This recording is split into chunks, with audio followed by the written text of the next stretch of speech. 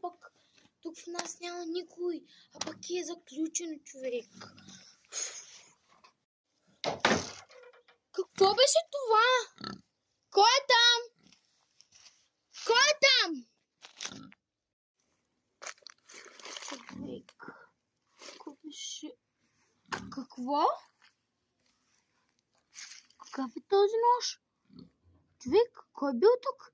Към нас ще нямаме такива свиващи се ножове. Кой ли е бил тук, човек? Ние нямаме такива ножове.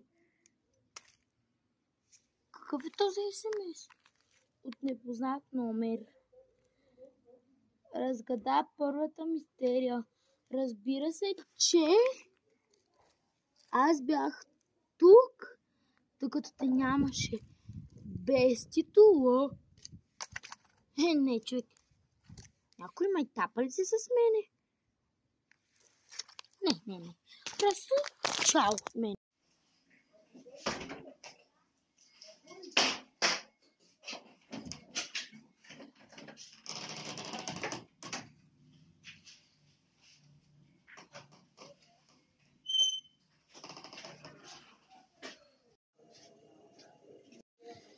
Човек, не мога да повярвам, че той вчера беше в нас.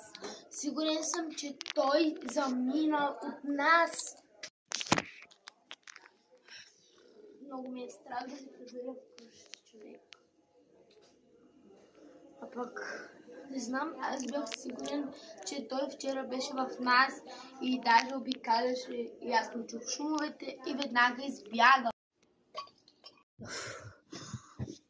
Накрая избягах малко. Добре, сега нямам никакви съобщения. Спокойно е. Нямам никакви съобщения. Даже е много добре. Пада ми телефон. Не знам дали още не ме следи.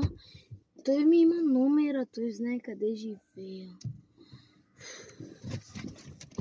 Не знам как ще стане това. Това къде се подава преж.